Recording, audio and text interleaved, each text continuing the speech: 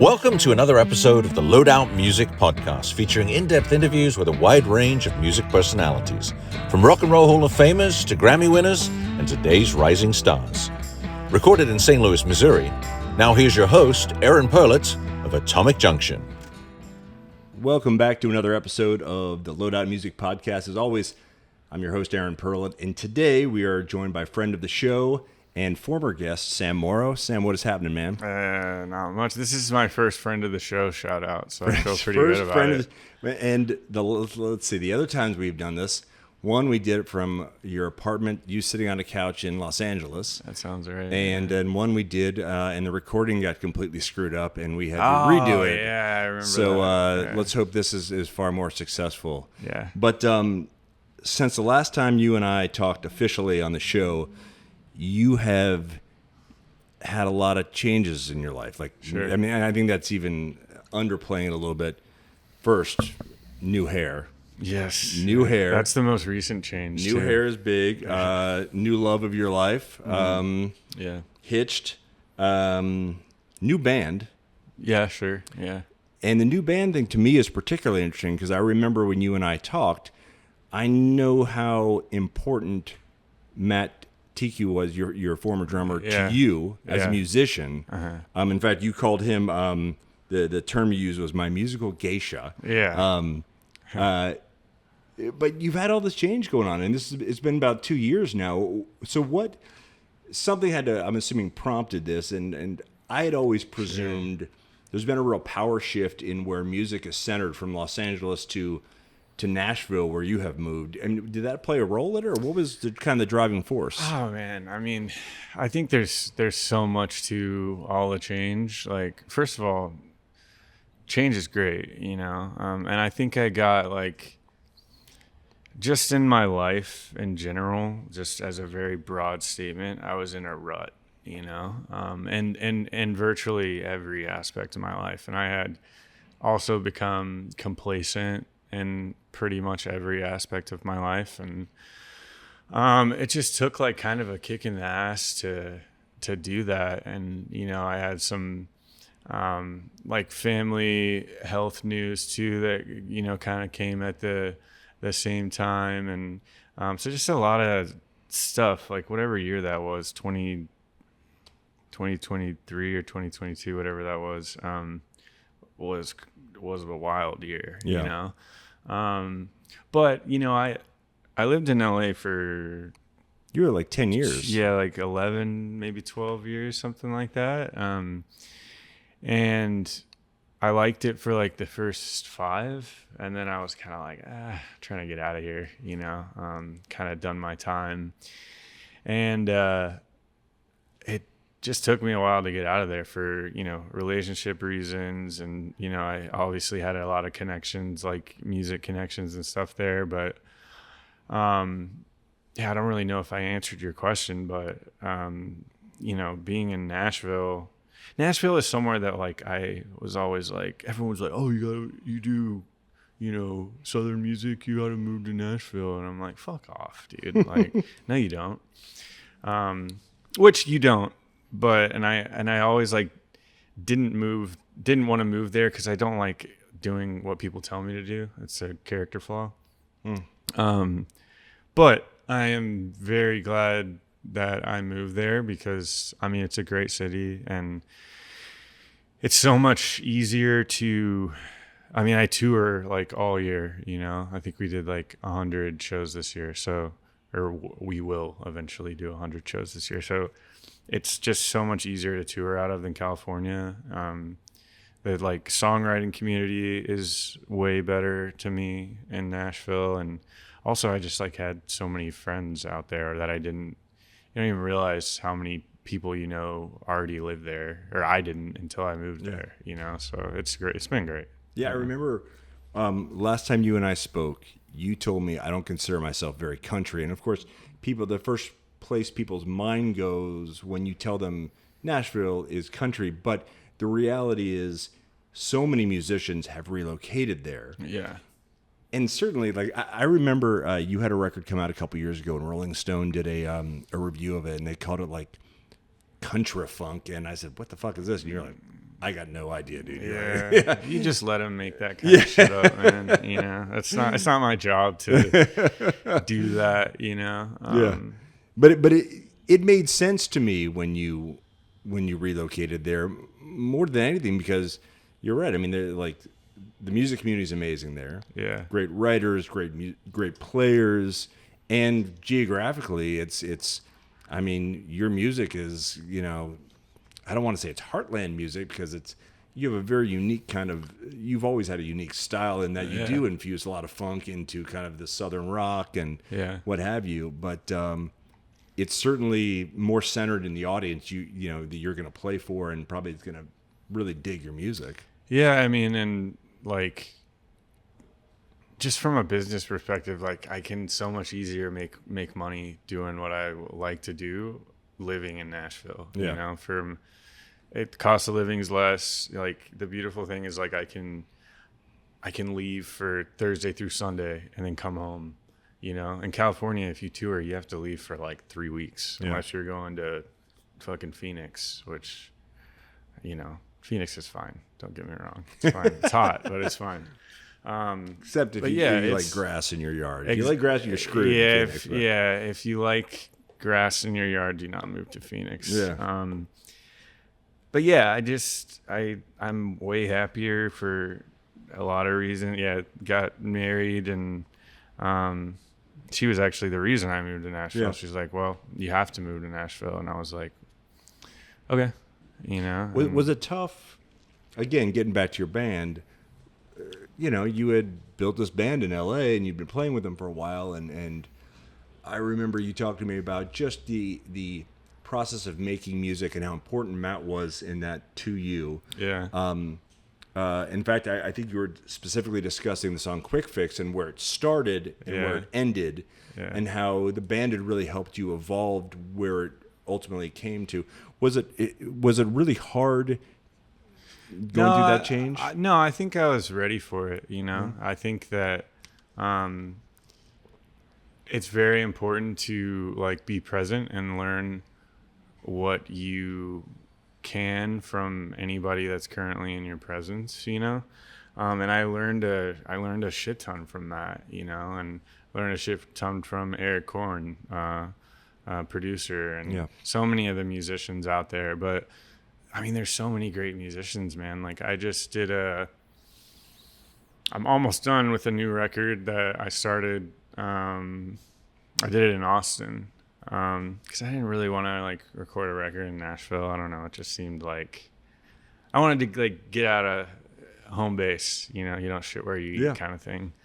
And I did it with this guy Jonathan Tyler, and just with like all Austin musicians on the record, like not even guys that I had met before. I had met Jonathan, but he was producing and engineering it, but. So he brought in hired guns. Yeah, just like hired gun guys, and it was just a great experience, you know, just like kind of being present and, you know, just like fostering an atmosphere where everyone felt like they had sort of a say in being creative. And I'm more interested in like making music with my band, making music with, you know, some other random guys in Austin, you know, writing a song with someone in Nashville. Like, I don't think you should like limit yourself to, you know, there's people that are going to be more influential than others, but I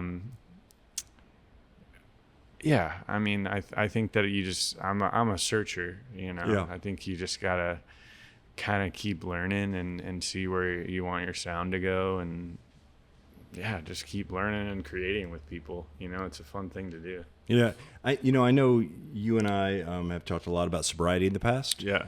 You know, you grew up in Houston, you played a lot in and around Texas.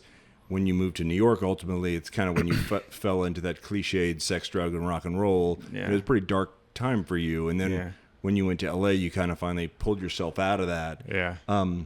How are you doing now with sobriety? And great, man. I mean, I've been sober for about 14 years now, and you know, I don't really think about drinking or getting high or anything. It's not really it's not really something that's at the front of my mind like ever. I've kind of, that obsession sort of has been lifted from me, but I'm still a crazy motherfucker, you know.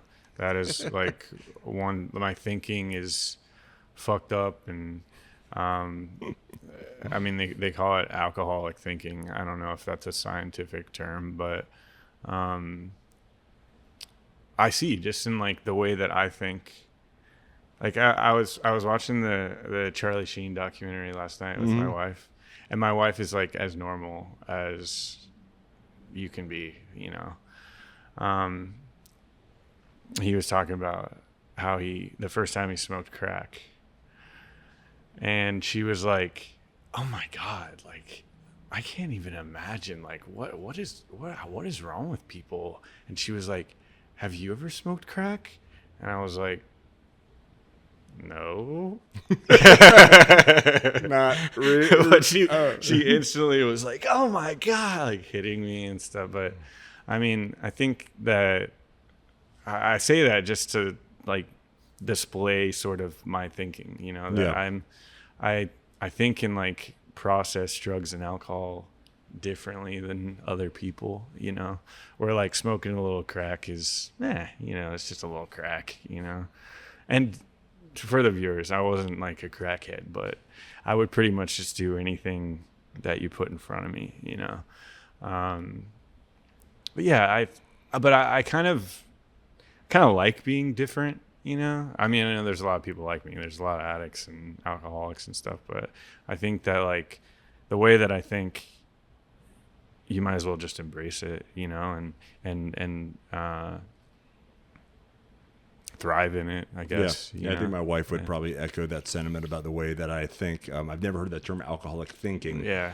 But and anyone that knows me, right, TJ, that I think they know that there's something off about me. But you know, I'm sober almost 7 years now, so that's fine. You're not a boring guy. You know? Like there is something certainly wrong with me. I mean, I do have a Instagram channel about picking up dog poop, so you know, but like and subscribe. Your Poop Patrol.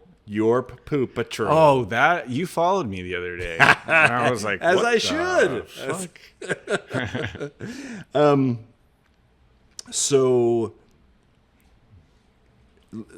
you've got this new record coming out, and I know, so you know, if we go back through your kind of discography or what have you, Ephemeral, There Is No Map, Train Robber, Concrete and Mud, Quick Fix. You had some, you know, singles that you had a bunch of singles in the last couple of years, including a couple you didn't write, which you did that really neat. I thought it was interesting. Addicted to Love cover. Yeah. And then you know that I really love that Gonna Let the Rain song, which you had told Rusty me. Young song. Yeah, you had told me you didn't write that, and I didn't realize that.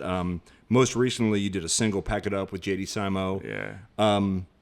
Talk about the new record and just everything you do as an artist is going to be kind of this evolution of where you were. So how does this evolve the Sam Morrow sound?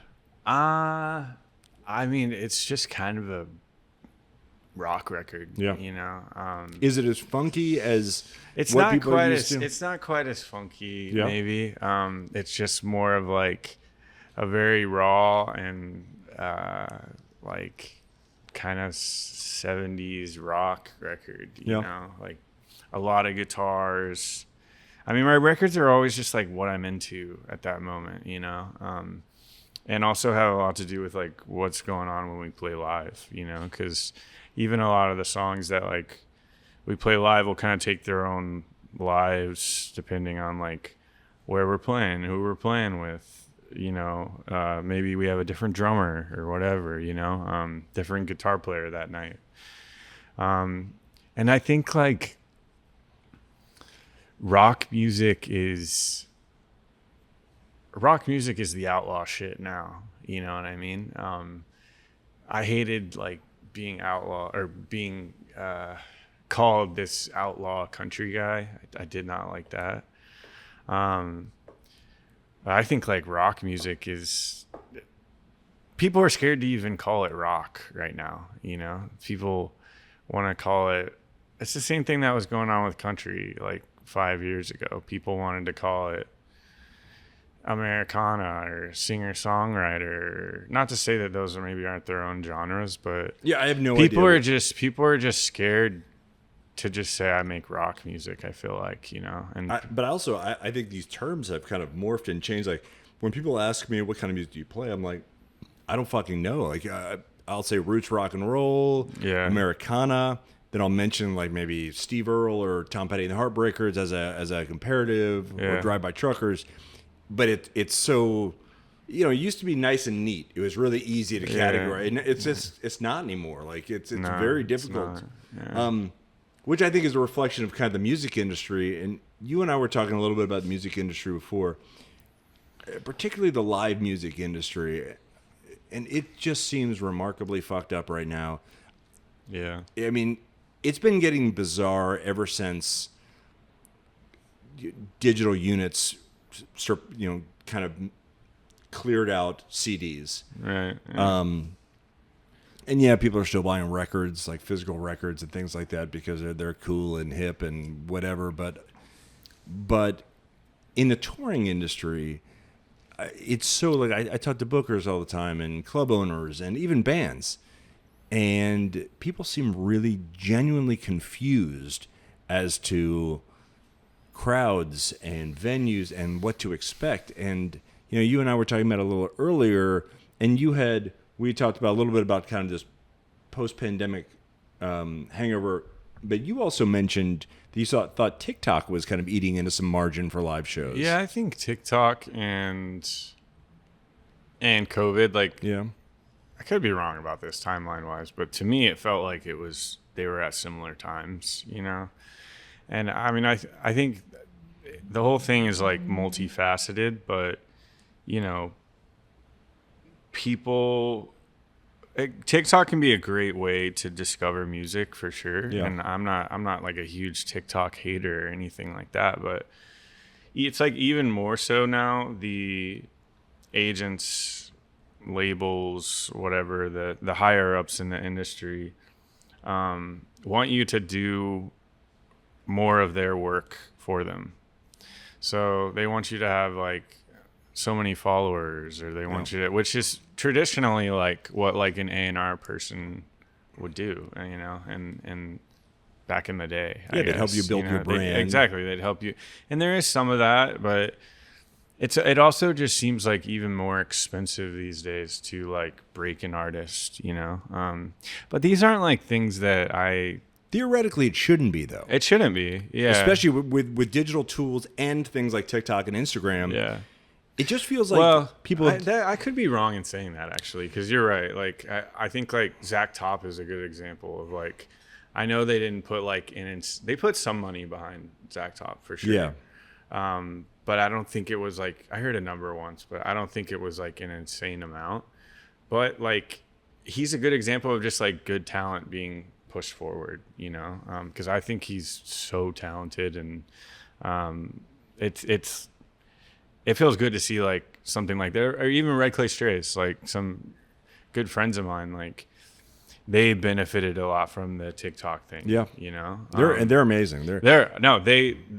That's kind of why I brought them up, is because it is like so nice to see the good guys win, because I know those guys. I know that they worked so hard. Yeah. I know that they're super talented, and I was like, fuck yeah, you know, this can still happen. But it's interesting in that, you know, all the things you're talking to lead me to believe that it used to be the sense of discovery of new music would be done either by going out and buying records that someone recommended to you, or going to see the live music. And now it's a lot easier just to go breeze through TikTok and Instagram and let the algorithms do the work for you to find bands that maybe you're similarly into.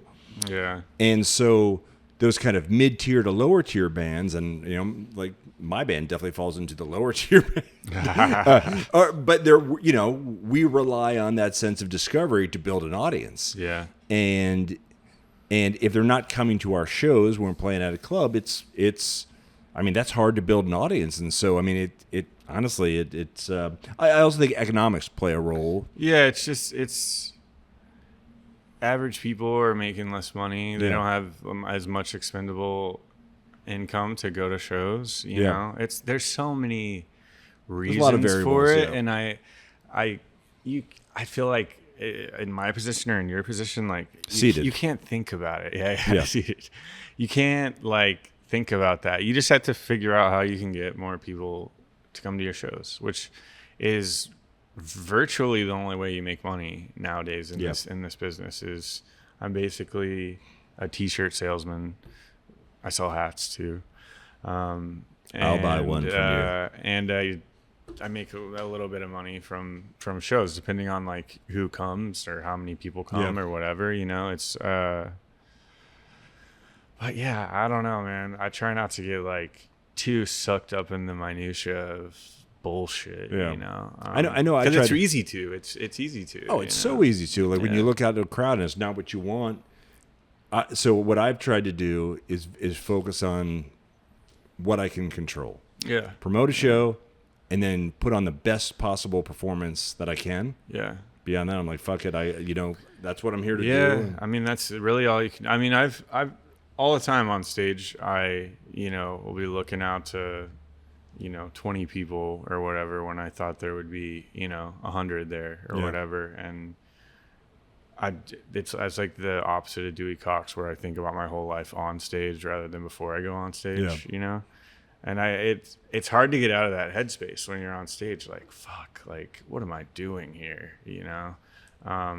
But the more I've done it, like it's the easier it is to kind of get out and just be like, no, I'm going to play a kick-ass show, and then hopefully each of these 20 people go tell a friend, and the next time there's 40, and then the next time there's 80, or hopefully there's even more substantial jumps than that. But I feel like if I'm going somewhere and I'm selling double the tickets I did last time, that's pretty good.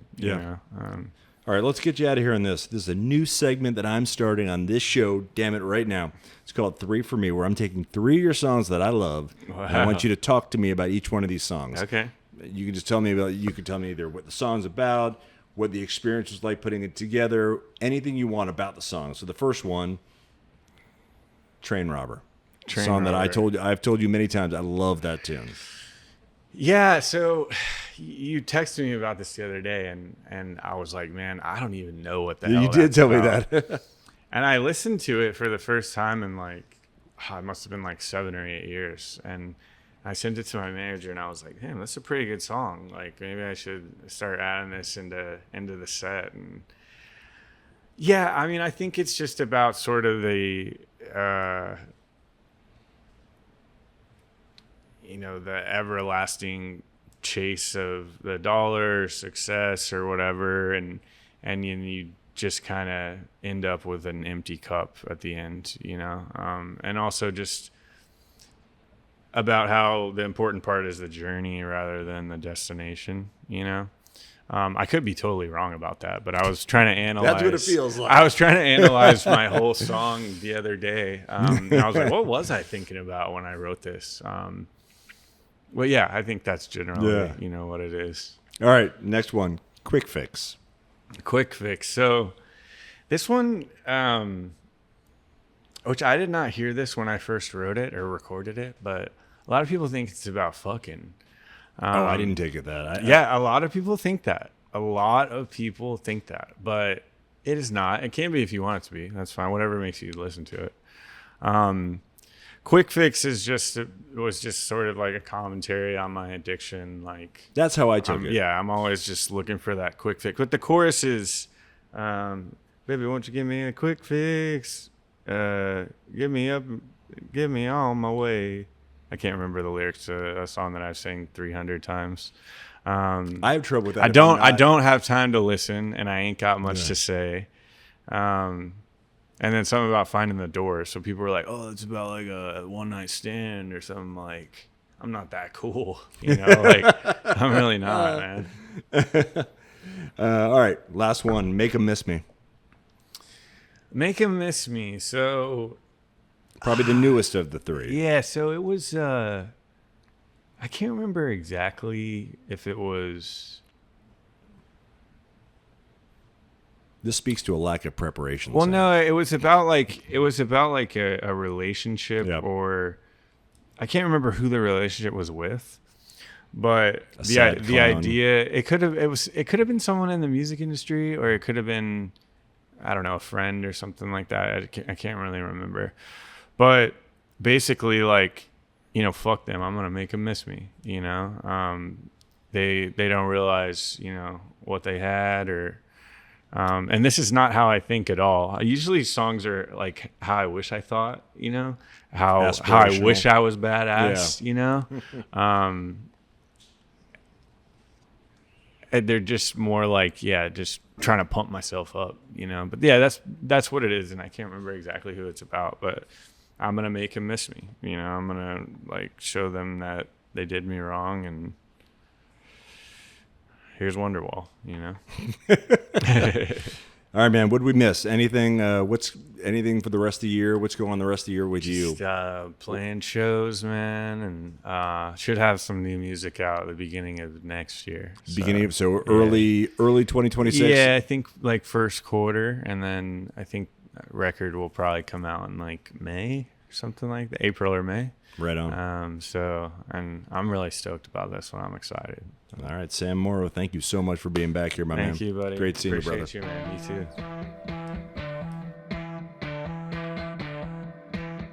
too. Thank you for tuning in to another episode of the Loadout Music Podcast, hosted by Atomic Junction frontman Aaron Perlett. Find all of our episodes and more at loadoutmusic.com.